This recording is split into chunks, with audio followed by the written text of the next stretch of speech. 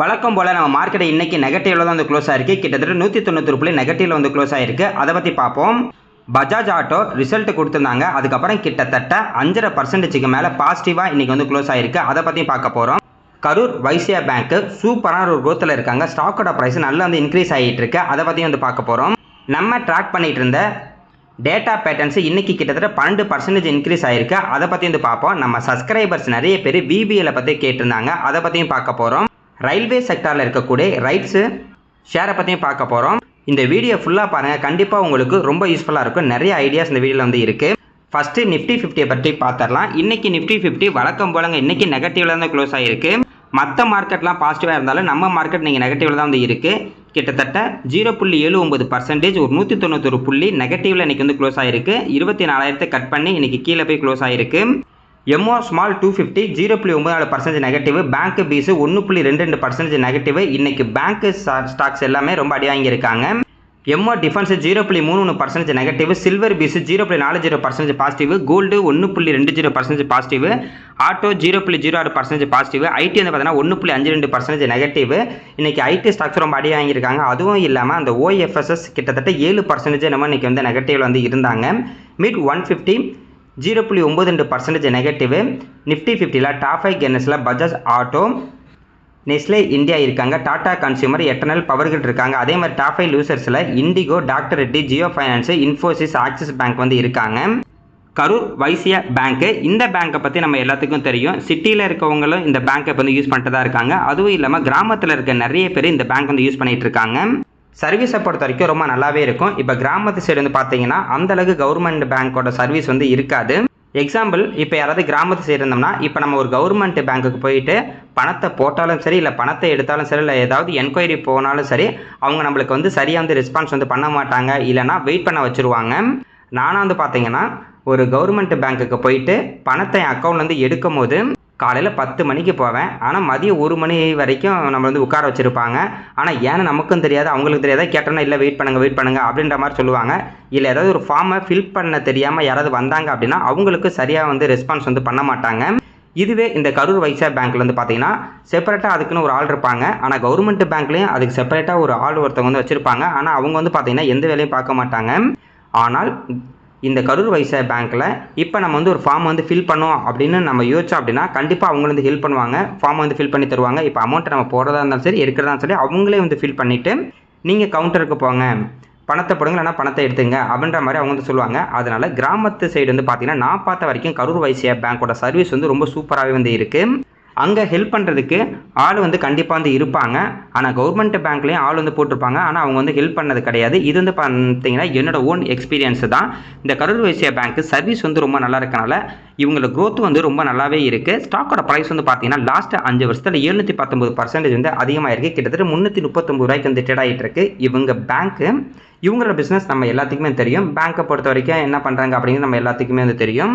அதுவும் இல்லாமல் நம்ம ஊரோட பேங்க்கு, கரூரோட பேங்க்கு ரொம்ப சூப்பரான ஒரு பேங்க்கும் கூட.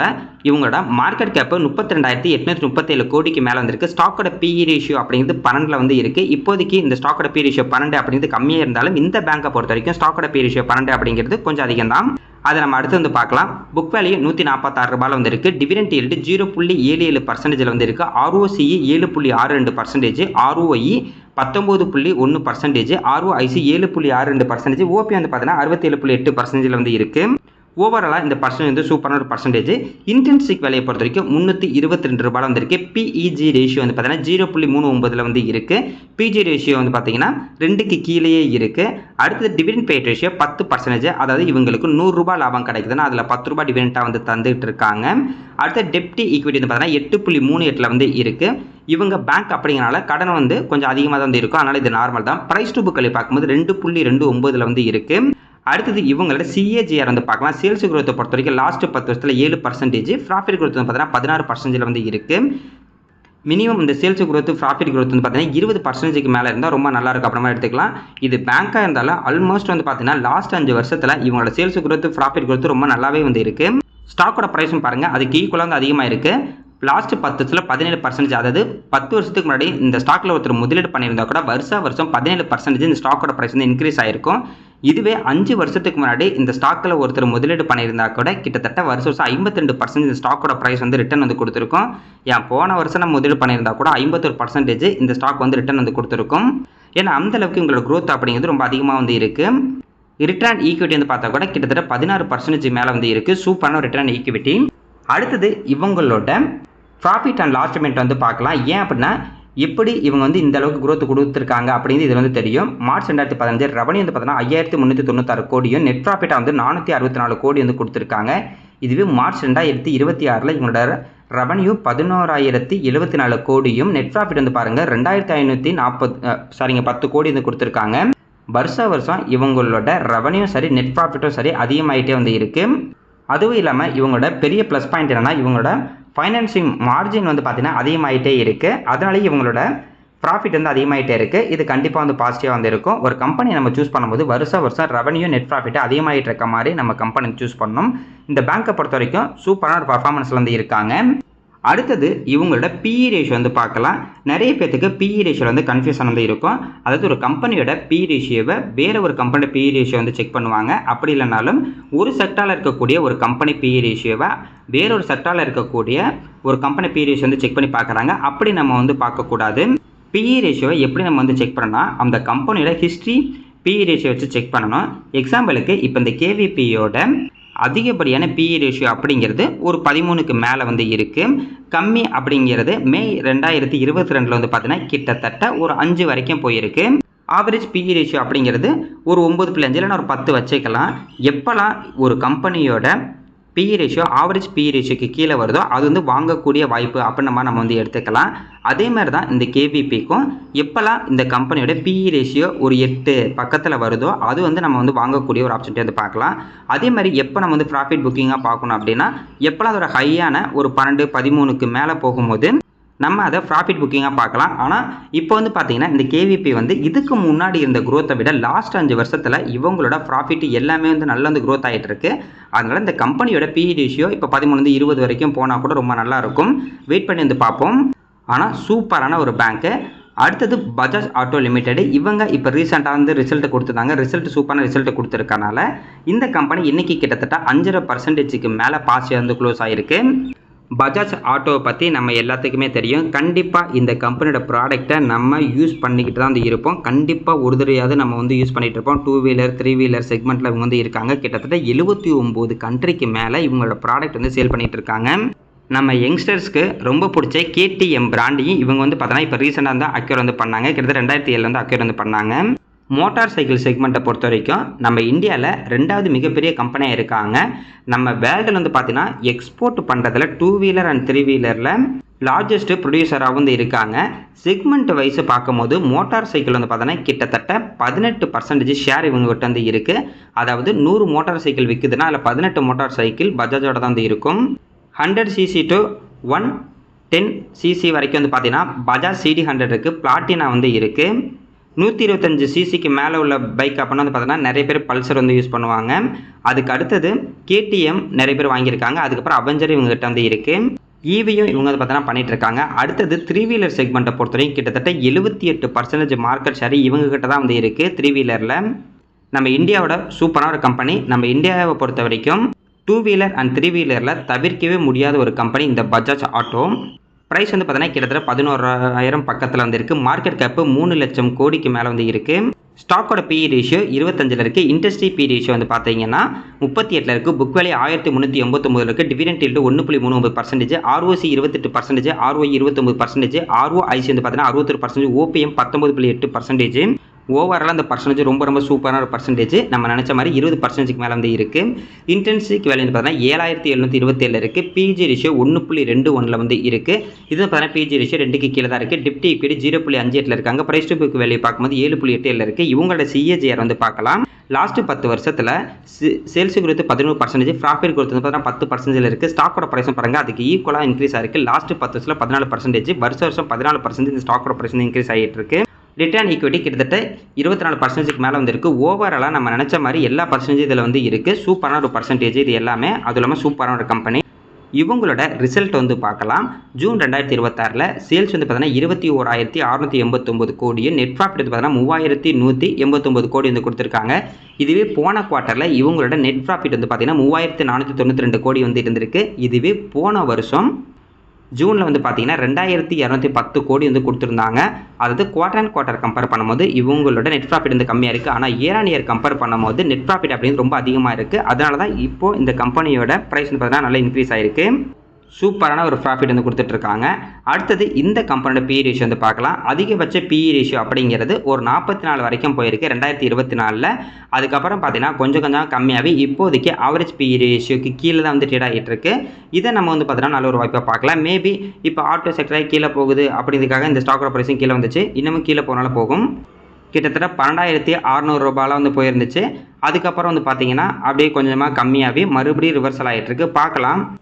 அப்படியே ரிவர்ஸ் ஆனால் ரொம்ப நல்லா இருக்கும். நம்ம வந்து வெயிட் பண்ணி வந்து பார்ப்போம். லாங் டேர்முக்கு சூப்பரான ஒரு company data patterns India limited. இந்த கம்பெனி பற்றி இதுக்கு முன்னாடி நம்ம வந்து பார்த்தீங்கன்னா தொடர்ந்து பார்த்துக்கிட்டு தான் வந்து இருந்தோம். ஒரு வருஷத்துக்கு முன்னாடி நம்ம வந்து பார்த்தோம். நம்ம பழைய சேனல்லே இதை பற்றி வந்து பேசியிருந்தோம். இன்றைக்கி இந்த ஸ்டாக்கோட ப்ரைஸ் கிட்டத்தட்ட 12% பாசிட்டிவ் வந்து க்ளோஸ் ஆகிருக்கு. இவங்க வந்து பார்த்தீங்கன்னா டிஃபென்ஸ் அண்ட் ஏரோஸ்பேஸ் எலக்ட்ரானிக் செக்டாரில் வந்து இருக்காங்க.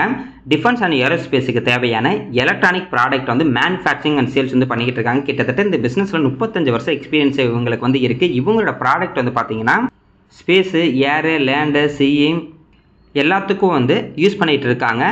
அதுவும் இல்லாமல் பிரம்மோஸ் மிசைலுக்கும் இவங்களோட ப்ராடக்ட் வந்து ரெடி பண்ணி கொடுத்துட்ருக்காங்க.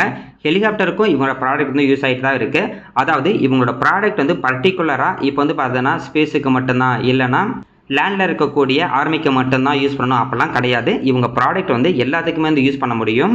எலக்ட்ரானிக் டிவைஸை பொறுத்த வரைக்கும் எல்லா இடத்துலையும் கண்டிப்பாக வந்து பார்த்திங்கன்னா இப்போ நம்ம ஒரு மிஷின் பார்த்தோம்னா அது உள்ள கண்டிப்பாக ஒரு எலக்ட்ரிக் போர்டெலாம் வந்து இருக்கும். அதனால் இந்த எலக்ட்ரானிக் டிவைஸு எல்லா இடத்துலையும் நம்ம வந்து யூஸ் பண்ணிட்டு தான் வந்து இருப்போம். இவங்களை பொறுத்த வரைக்கும் ரேடாரில் வந்து நிறைய ப்ராடக்ட்டை இவங்க வந்து ரெடி பண்ணி கொடுத்துட்ருக்காங்க. ஏன்னா ரேடாருக்கு தேவையான உள்ளே இருக்கக்கூடிய அந்த எலக்ட்ரிக் ப்ராடக்ட் எல்லாமே இவங்க வந்து கொடுத்துட்ருக்காங்க. எலக்ட்ரானிக் வேர்ஃபேரு, அதுக்கப்புறம் வந்து பார்த்தீங்கன்னா கம்யூனிகேஷன் சிஸ்டம் எல்லாத்துக்கும் இவங்களோட ப்ராடக்ட் வந்து யூஸ் ஆகிட்டு தான் வந்து இருக்குது. இவங்க ப்ரொடக்ஷன் பண்ணுறாங்க, டெவலப்மெண்ட் பண்ணுறாங்க, சர்வீஸ் வந்து பண்ணிக்கிட்டு இருக்காங்க. இவங்க ப்ராடக்ட்டை பொறுத்தவரைக்கும் கிட்டத்தட்ட ரேடாரில் வந்து 40% வந்து இருக்குது. எலக்ட்ரானிக் வேர்ஃபேரில் 13% வந்து இருக்குது. ஆர்டர் புக்கை பொறுத்த வரைக்கும் கிட்டத்தட்ட 926 கோடிக்கு மேலே ஆர்டர் புக்கு இப்போ கரண்ட்டாக இவங்க வந்து வச்சுருக்காங்க. சூப்பரான ஒரு கம்பெனிங்க. எந்த அளவுக்கு நம்மளோட டிஃபென்ஸ் செக்டாரு நல்லா இன்க்ரீஸ் ஆகுதோ அந்த அளவுக்கு இந்த கம்பெனியோட குரோத் வந்து கண்டிப்பாக வந்து இருக்கும். கரண்ட் ப்ரைஸ் 4,756 ரூபாய்க்கு வந்து ட்ரேட் ஆகிட்டு இருக்கு. லாஸ்ட் 6 மாதத்தில் இந்த ஸ்டாக்கோட ப்ரைஸ் 107% வந்து அதிகமாக இருக்குது. மார்க்கெட் கேப்பை பொறுத்த வரைக்கும் 26,574 கோடிக்கு மேலே இருந்திருக்கு. ஸ்டாக்கோட பி ரேஷியோ 108 அப்படிங்கிறது கொஞ்சம் அதிகமான பி ரேஷியோவில் தான் இப்போதைக்கு இருக்குது. Book value 310, dividend yield 0.24%, ROC 21%, ROE 15%, ROIC 21%, ஓபி வந்து பார்த்தீங்கன்னா 40% வந்து இருக்குது. இன்டென்சிக் வேல்யூ 1,537 மேலே இருக்குது. பிஜி ரேஷியோ 4.13 இருக்குது. இங்கே பிஜி ரேஷியோ 2க்கு மேலே வந்து போயிருக்கு. டெப்ட் ஈக்விட்டி வந்து பார்த்தீங்கன்னா 0ல் வந்து இருக்குது. இவங்களுக்கு கடனே கிடையாது. ப்ரைஸ் டு புக் வேல்யூ பார்க்கும்போது 15.4 வந்து இருக்குது. இவங்களோட சிஏஜிஆர் வந்து எடுத்து பார்க்கலாம். சேல்ஸ் குரோத்தை பொறுத்த வரைக்கும் லாஸ்ட் 10 வருஷத்துல வந்து பார்த்தா கூட 36% இருக்குது. நம்ம லாஸ்ட் 3 வருஷத்துல வந்து பார்க்கலாம். நான் லிஸ்ட் ஆகி 5 வருஷம் கூட ஆகல. 27% இருக்குது. ப்ராஃபிட் குரோத்தை பாருங்க 26% இருக்குது. ஸ்டாக்கோட ப்ரைஸும் அதுக்கேற்ற மாதிரி லாஸ்ட் 3 வருஷத்துல 27%, அதாவது 3 வருஷத்துக்கு முன்னாடி ஒருத்தர் இதில் முதலீடு பண்ணியிருந்தா கூட வருஷம் 27% இந்த ஸ்டாக்கோட ப்ரைஸ் வந்து இன்க்ரீஸ் ஆயிருக்கும். ரிட்டர்ன் ஈக்விட்டி வந்து பார்த்தீங்கன்னா கிட்டத்தட்ட 15%க்கு மேலே வந்து இருக்குது. ஓவரில் அந்த பர்சன்டேஜ் எல்லாமே சூப்பரான ஒரு பர்சன்டேஜ் தான். என்னதான் சூப்பரான ஒரு பர்சன்டேஜாக இருந்தாலும் இந்த 108 பி ரேஷியோ அப்படிங்கிறது கொஞ்சம் அதிகமான பி ரேஷியோ தான். அதனால் கொஞ்சம் பொறுமையாக வந்து இருப்போம். அடுத்தது வருண் பீவரேஜ் லிமிடெட். இந்த ஸ்டாக்கை பற்றி கேட்டிருந்தாங்க. ஏன்னா இந்த கம்பெனி பற்றி நம்ம வந்து ஃபாலோ பண்ணிக்கிட்டு இருக்கோம். கரண்ட் ப்ரைஸ் 455 ரூபாய்க்கு வந்து ட்ரேட் ஆகிட்டு இருக்கு. இவங்க வந்து பார்த்தீங்கன்னா பீவரேஜ் பிஸ்னஸாக இருக்காங்க, அதாவது கூல்ட்ரிங்க்ஸ் பிஸ்னஸ்லாம் இருக்காங்க. இப்போ பெப்சி பிராண்டை தான் இவங்க வந்து பார்த்தீங்கன்னா மேனுஃபேக்சரிங் சேல்ஸ் வந்து பண்ணிக்கிட்டு இருக்காங்க. அதுவும் இல்லாமல் இப்போ பெப்சி என்ன சொல்லியிருக்காங்கன்னா இந்த கம்பெனிக்கிட்ட நீங்கள் என்ன பிஸ்னஸ் வேணுமாலும் ஸ்டார்ட் பண்ணலாம் அப்படின்ற மாதிரி சொல்லியிருக்காங்க. அதாவது புது பிஸ்னஸ் அவங்க வந்து ஸ்டார்ட் பண்ணுறதுக்கான அந்த அப்ரூவல் வந்து பெப்சி வந்து கொடுத்துருக்காங்க. இதுக்கு முன்னாடி தான் வந்து கொடுத்ததில்ல. இப்போ அவங்க நினச்சா இன்னும் புதுசாக நிறைய கம்பெனி அக்வயர் வந்து பண்ணலாம். இப்போ வந்து பார்த்தீங்கன்னா இந்த கம்பெனி நிறைய கம்பெனி அக்வயர் பண்ணிக்கிட்டு இருக்கு. ஆப்பிரிக்காவில் இவங்களோட பிஸ்னஸை ரொம்ப பெருசாக மாற்றிக்கிட்டே வந்து இருக்காங்க. என்ன தான் கேம்பா கோலா இந்த மாதிரிலாம் வந்தாலும் இந்த கம்பெனிக்கு எந்த ஒரு பிரச்சனையும் இல்லை. இவங்க சூப்பரான ஒரு சேல்ஸ் தான் வந்து பண்ணிகிட்டு இருக்காங்க. கரண்ட் ப்ரைஸ் 455 ரூபாய்க்கு வந்து ட்ரேட் ஆகிட்டு இருக்கு. லாஸ்ட் 5 வருஷத்தில் 366% இந்த ஸ்டாக்கோட ப்ரைஸ் வந்து இன்க்ரீஸ் ஆயிருக்கு. அதுவும் இல்லாமல் இவங்க வந்து பார்த்தீங்கன்னா வருஷம் ஒரு போனஸ் ஸ்பிளிட்டோ இது வந்து கொடுத்துட்டு இருப்பாங்க. மார்க்கெட் கேப் 1,54,000 கோடிக்கு மேலே இருக்குது. ஸ்டாக்கோட பி ரேஷியோ 48 வந்து இருக்குது. இண்டஸ்ட்ரி பி ரேஷியோ அப்படிங்கிறது 49 இருக்குது. புக் வேல்யூ 57 ரூபாய். ROC 19%, ROE 16%, ROIC 15%, OPM 23% வந்து இருக்குது. இன்டென்சிக் வேல்யூ 244 இருக்குது. பிஜி ரேஷியோ 2ல் வந்து இருக்குது. அடுத்தது டெப்ட் ஈக்விட்டி 0.13 இருக்குது. பிரைஸ் டு புக் வேல்யூ பார்க்கும்போது 7.91 வந்து இருக்குது. இவங்களோட CAGR எடுத்து பார்த்தா கூட லாஸ்ட் ஒரு 5 வருஷத்தில் சேல்ஸ் குரோத் 27%, ப்ராஃபிட் குரோத் 50% வந்து இருக்குது. ஆனால் லாஸ்ட் ஒரு வருஷத்தில் தான் இவங்களோட சேல்ஸ் குரோத் ப்ராஃபிட் குரோத் வந்து கொஞ்சம் கம்மியாக இருக்குது. ஏன்னா அந்த கேம்பா கோலா வந்தனால இவங்களோட ப்ரைஸும் கம்மி பண்ணுற மாதிரி இருந்தது. அதனால தான் இவங்களோட சேல்ஸ் குரோத் ப்ராஃபிட் குரோத் கொஞ்சம் வந்து அடி வாங்கியிருக்கு. இருந்தாலும் அது வந்து பிரச்சனை இல்லை, மறுபடியும் பார்த்தீங்கன்னா ரெக்கவர் பண்ணிடுவாங்க. ஸ்டாக்கோட ப்ரைஸை பொறுத்த வரைக்கும் லாஸ்ட் 5 வருஷத்தில் 37%, இதுவே லாஸ்ட் ஒரு வருஷத்தில் நெகட்டிவ் ரிட்டர்ன் வந்து கொடுத்துருக்கு 4%. ரிட்டர்ன் ஈக்விட்டி பார்த்தீங்கன்னா கிட்டத்தட்ட 20% மேலே வந்து இருக்குது.